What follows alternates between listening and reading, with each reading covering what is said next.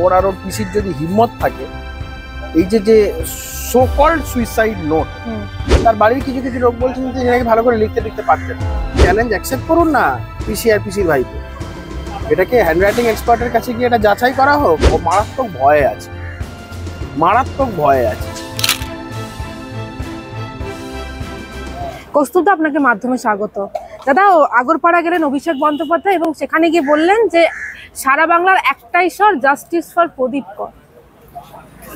করছেন লম্পচম্প, সব ঠিক আছে, একটা চেষ্টাও করছেন আরজি করের যে মানুষের যে আবেগ সেটাকে ভুলিয়ে দেওয়ার। যখন সারা বাংলা বলেছিল সারা বাংলার একটাই স্বর, জাস্টিস ফর আরজি কর, তখন এটা কোনো কথা বলেনি এবং সেটা না বলাটাই স্বাভাবিক।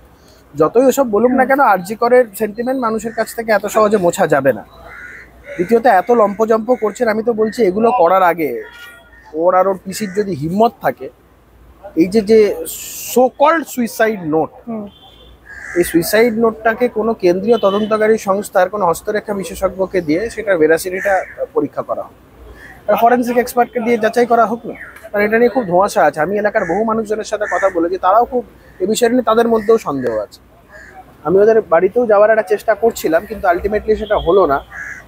তার প্রধান কারণ হচ্ছে ওখানে তৃণমূল প্র্যাকটিক্যালি দুর্গ বানিয়ে রেখেছে, কাউকে ঢুকতে দিচ্ছে না, মাছি পর্যন্ত বলতে দিচ্ছে না। তো এত আটো সাটো করে রাখার কারণটা কি? নিশ্চয়ই কোনো গন্ডগোল আছে, ডালমে কুচ কালা হয়। একটা ভিডিও ভাইরাল হচ্ছে যেখানে বলা হচ্ছে ওরা প্রতিবেশীরা বলছেন হাতের নাকি 4টে আঙুল নেই, ডানাতে 4টে আঙুল নেই। এবারে সেটা হতে পারে তিনি বা হতে লেখেন, কিন্তু এই লেখাটা নিয়ে প্রচন্ড সন্দেহ আছে। তার বাড়ির কিছু কিছু লোক বলছেন যে এটাকে ভালো করে লিখতে পারতেন। এইরকম অনেক সন্দেহের জায়গা আছে। তো এত লম্পজম্প করার আগে আমি তো বলছি চ্যালেঞ্জ অ্যাকসেপ্ট করুন না পিসি আর পিসির ভাইকে, এটাকে হ্যান্ডরাইটিং এক্সপার্টের কাছে গিয়ে এটা যাচাই করা হোক, তাহলেই তো সত্যতা যাচাই হবে। বিজেপি নেতাদের বাপ ঠাকুরদার কাগজ দেখতে চাইছেন, সার্টিফিকেট দেখতে চাইছেন, হলে গাছে বেঁধে বা পোস্টে বেঁধে রাখতে বলছে। দেখুন, এগুলো করে কোনো লাভ নেই। গাছে বাঁধুন, পোস্টে বাঁধুন, ল্যাম্পপোস্টে বাঁধুন, আকাশে উড়েই দিন, কিচ্ছু হবে না। এসআইআর হবেই, কেউ আটকাতে পারবে না। বাপ ঠাকুরদার কাগজ আছে। দেখুন, যাদের নিজেদের আইডেন্টিটি ক্রাইসিস থাকে তারাই লোকের বাপ ঠাকুরদার আইডেন্টিটি নিয়ে প্রশ্ন করে।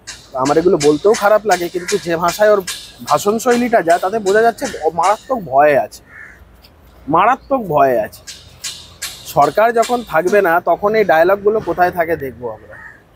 যেদিন সরকার থাকবে না, পুলিশও থাকবে না, প্রশাসনও থাকবে না, তখন কে কাকে গাছে বাঁধবে আর কে কাকে ধরবে, কে কাকে বাঁধবে, সময়ের কথা সময় বলবে। এরকম কথা তো অভিষেক বন্দ্যোপাধ্যায় বলছেন জ্ঞানেশ কুমারকে নিয়ে, বলছে সরকার তো থাকবে না, খুঁড়ে বের করে আনবেন। দেখুন, এদের বড় বড় ডায়লগ এর আগেও মানুষ দেখেছে। সিএ করতে দেবো না, আটকাতে পেরেছে। এই রাজ্যে পরিবর্তন হলে আমি বলছি যখন পুলিশও থাকবে না, প্রশাসনও থাকবে না, তখন এই ডায়লগগুলো থাকবে তো।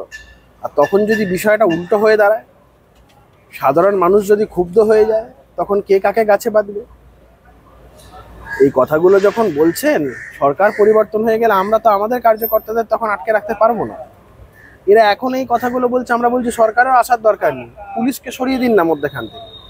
পুলিশের প্রোটেকশন নিয়ে বড় বড় সব হিরো সাজ্জে এক একজন, পুলিশকে সরিয়ে দিন, পুলিশকে নিরপেক্ষ থাকতে বলুন। বাদ বাকিটা আমাদের কার্যকর্তারা এদেরকে বুঝে নেওয়ার জন্য। অমিত শাহ থেকে শুরু করে জ্ঞানেশ কুমার, এদের জন্যই তো প্রদীপ করের মৃত্যু হয়েছে, দায়ী করা হচ্ছে, বলছেন জেলে পাঠাবেন। এগুলো করার আগে আমি তো বলছি হাতের লেখাটাকে পরীক্ষা করা হোক, কারণ এটা নিয়ে ধোঁয়াশা আছে। মমতা বন্দ্যোপাধ্যায় তথা তৃণমূল কংগ্রেসের যে মিথ্যার রাজনীতি, এটা আজ থেকে নয়, দীর্ঘদিন ধরে চলে আসছে এবং এরা বসেই আছে কোথাও কোনো মৃতদেহ পেলে সেটাকে নিয়ে রাজনীতি করার জন্য। তো আমি বলছি এগুলো করার আগে হাতের লেখাটাকে পরীক্ষা করে করা হোক না, দুধটা দুধ পানিকা পানি। বাঁকুড়ার একজন দাদা, বাঁকুড়ার একজন তৃণমূল নেতা, তিনি তো একেবারে জুতো পেটার কথা বলছেন বিজেপি নেতাদের। বলছি তো এরকম, দেখুন উপর থেকে যখন এই এক ধরনের কথা আসবে, এদের ভাষণ শৈলীটা দেখে এটাই তো বোঝা যাচ্ছে যে এদের নির্বাচনের রণনীতিটাই হচ্ছে মানুষকে ভয়ভীত করা। কিন্তু আলটিমেটলি এরা বুঝতে পারছে না যে যা পরিস্থিতি, তাতে করে সরকার যদি পরিবর্তন হয় এবং সেটা আমরা একদম 100% আশাবাদী সেটা হবে, তখন এই কথাগুলো কি হবে? তখন ওরা ভুলতে চাইলেও কিন্তু আমরা ভুলতে দেবো না, তখন কিন্তু পরিস্থিতি অন্যরকম হবে। এই ধরনের মন্তব্য কোথাও গিয়ে যারা এসআইআর এর মধ্যে থাক বা করবেন, যারা রয়েছেন তাদের মধ্যে তো একটা ভীতি বা পুরো বিষয়টার মধ্যে তো একটা আতঙ্ক সৃষ্টি করা। অবশ্যই সেটাই তো ওরা চেষ্টা করছে, কিন্তু পারবে না, এত সহজ না। এসআইআর হবে, এসআইআর হবে, এসআইআর হবে, মৃত ভোটাররা বাদ যাবে, ডবল এন্ট্রি ভোটাররা বাদ যাবে, অনুপ্রবেশকারীরা আমাদের দেশের ভোটার লিস্ট থেকে বাদ যাবে, এই নিয়ে কোনো সন্দেহ নেই। যাদের এই নিয়ে অসুবিধা আছে তারা অন্য কোথাও চলে যাক, ভারতবর্ষে থাকতে হবে। কিন্তু অভিষেক বন্দ্যোপাধ্যায় বলছেন তো কেউ ভয় পাবেন না, আমরা আছি, নিশ্চিত থাকুন। আমরাও তো বলছি কেউ ভয় পাবেন না, অযথা গুজব ছড়াবেন না। আমরা ভোটার লিস্টটাকে স্বচ্ছ চাই, যে মানুষ ভোট দেওয়ার অধিকারী সেই যেন ভোট দিতে পারে। এই যে ধরুন আমার ঠাকুরদা বছরের পর বছর এসে ভোট দিয়ে যাচ্ছে, কিন্তু আমাদের সাথেই দেখা হচ্ছে না, এটা আমাদের খারাপ লাগে না? এই খারাপ লাগাগুলো বন্ধ করতে হবে। বা ধরুন আমারই একজন পরিচিত যে থাকে ইউএসএ থাকে দীর্ঘদিন ধরে, তার নাম এখনো ভোটার লিস্টে আছে, সে শুধু ভোটটা দেয় আর চলে যায়, বাড়ির কারোর সাথে এসে দেখা করেন। এই খারাপ লাগাগুলো আছে না, এই খারাপ লাগাগুলো সরাতে হবে।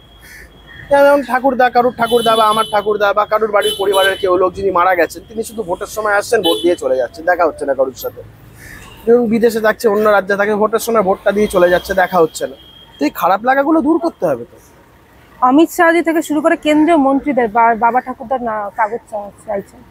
তো বললাম ওগুলো অর্বাচীনের মতন কথাবার্তা বলে, এটা থেকেই প্রমাণ পায় কতটা ভয় ভীত হয়ে আছে, পাগল ছাগলের মতন বকছে। দাদা, বিএলওদের জন্য ডেডলাইন দেওয়া হয়েছে, যে নিয়োগপত্র নিতে ডেডলাইন না দিলে সাসপেন্ড।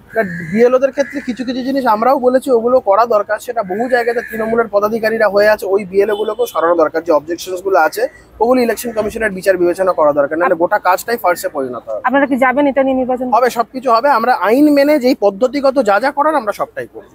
ত্রিপুরা এক অপরিসীম সৌন্দর্য ও সমৃদ্ধ মিশ্র সংস্কৃতির ভূমি।